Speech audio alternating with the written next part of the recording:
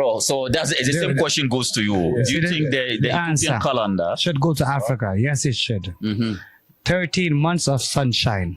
13 months of sunshine. Leap year. Who created the clock, the watch?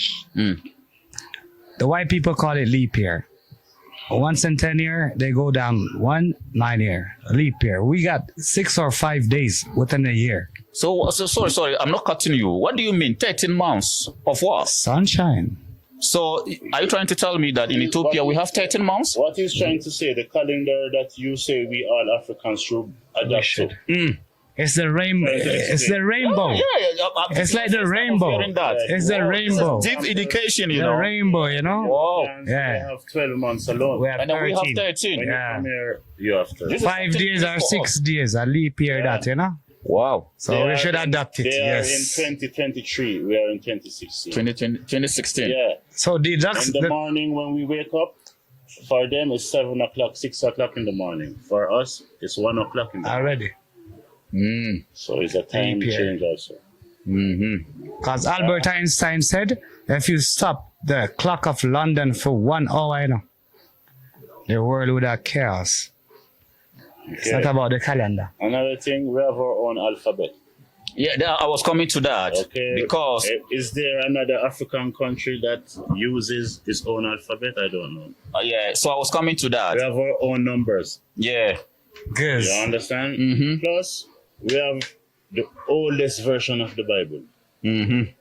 So what I was coming to about our own we have our own calendar which we are not using as Africans. And as you said, it will be good for us as African people to adopt that because this will represent us uniquely wherever we find ourselves, just like the Chinese have their own and other people have their own. And then at the same time, we have our system of writing. Do you think like as Africans, we should adopt something that we can identify to? Yeah, like the system of writing as well. We should not only adopt. Practice. You understand? We should set our mindset to have our origin from Africa. Our God that we believe should look like an African. We don't care if he look like Osama Jan or we don't care if he look like Dagu Debebe or Ababa Bikila or you understand? or Nzingi or you understand? Yeah, or but Dobia he or must look like me and you. If we can't have that mindset, it's hard to. It's like a domino. You know, a domino effect. It's a domino effect. You understand? Yeah. It's not only one thing to be changed. If you want to unite, first unite spiritually. Then you unite physically, unite mentally. You understand? Right. One cannot work without the other. All right. Okay? Our leader has to be conscious. Okay? Also, many of my statements might offend my Muslim brothers. And I want to make my African Muslim brothers not to be offended by what I say. Okay? Because, as I say, we should have a mindset of our own first. Spiritually, mentally, and physically. Yeah.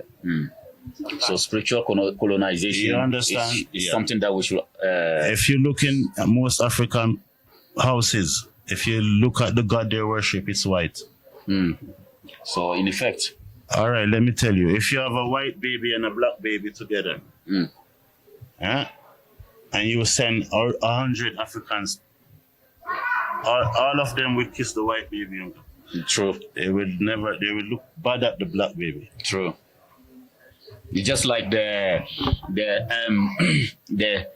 King Leopold letter to the missionaries when they were going to Africa. You understand what I'm saying? Go there, my brethren, go there to teach them to hate what they have. Yeah.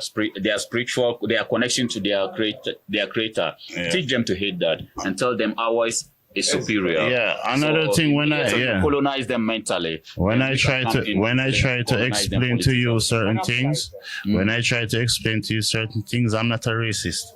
No. I'm just race conscious, you know? Yeah. I can't take it anymore what is happening to my black people, my black nation for hundreds of years, you know? Yeah. You understand? Yeah, but that's what I'm saying. Can we continue in this 21st century, blame other people for what we are doing to ourselves? As an example, when we were going to, me and my brothers, when we were going to Kenya, white people will be allowed to go, but we were stopped from going in our own continent. Yeah. And for whatever reason, they give us flimsy reasons as to why they will not allow us to go. You know what's the reason? Can we blame the white man for that? No, we don't. You see, the African leaders, they're connected. They know each other. Kenya, Uganda, Ethiopia, Eritrea, Tanzania, Ghana, Nigeria, they know each other. They're under locked permission to permit who they want to permit. Because they know each other, they know what they do. They know what's going to happen tomorrow. They plan it. It's not we who plan it. We're not going to fight them. We're going to tell them to come together. True. So we can not dominate the white world, but at least get out of oppression. Yeah. The depression, inflation, the economical war, physical war. Psychological warfare against us.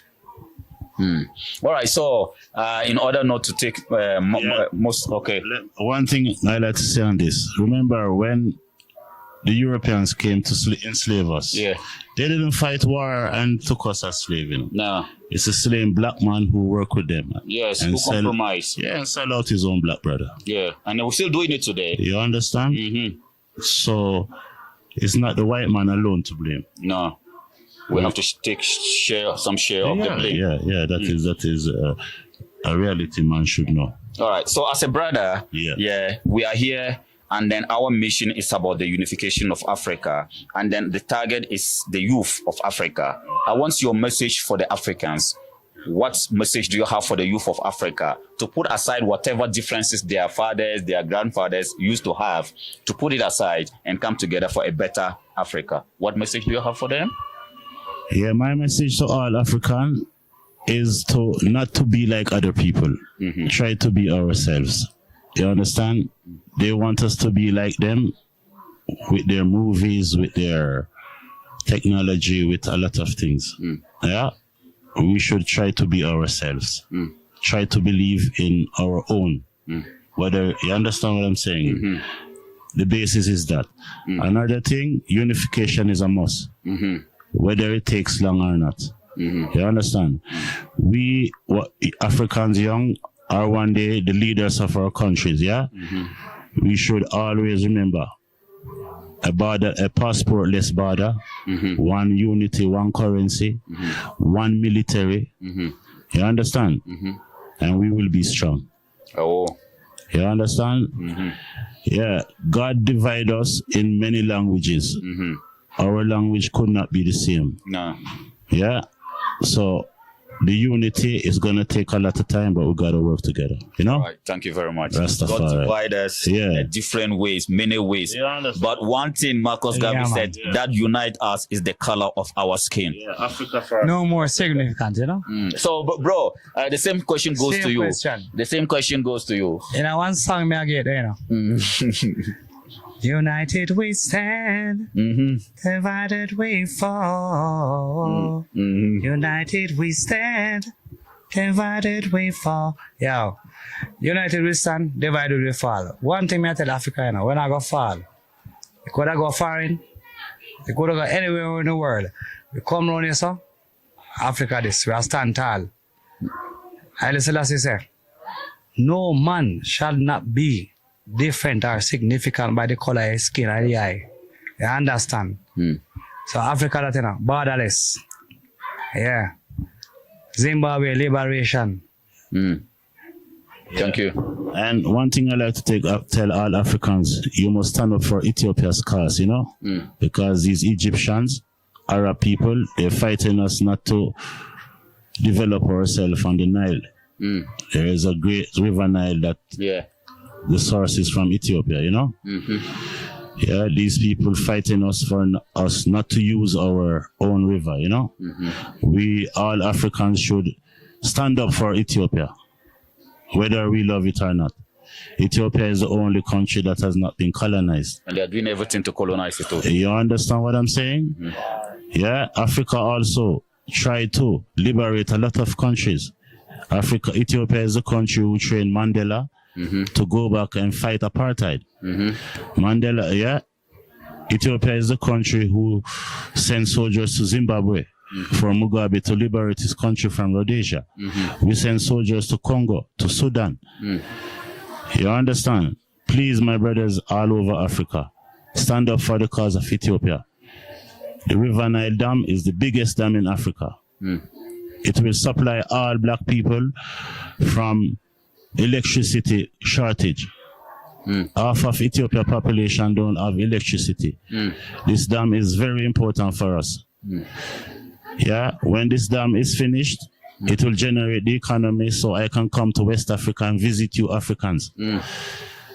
Okay, my brothers, let us unite for all African projects. That is my end mission to all Africans. I love you from my heart. I'm a Rastafarian from SHESHIMANE, Ethiopia. All right. Ja. Rastafari. Thank you very much. So One Africa Mission, we are here, and then my brother last his conclusion words is that we should stand for Ethiopia, because when Ethiopia stand tall, Africa stand tall, and when Ethiopia fall, Africa fall, because Ethiopia is Africa and Africa is Ethiopia. So we thank you very much for coming around. Yeah, One for Africa Mission. Until we meet again. Yeah, you come and eat the fufu and the jollof rice. Oh man, yeah. Ghana will welcome you anytime, brother. Yeah. Osamajan. Yeah, Asamojan. Asamojan, this is your fan here in SHESHIMANE in Ethiopia. Yes, One Africa Mission. We love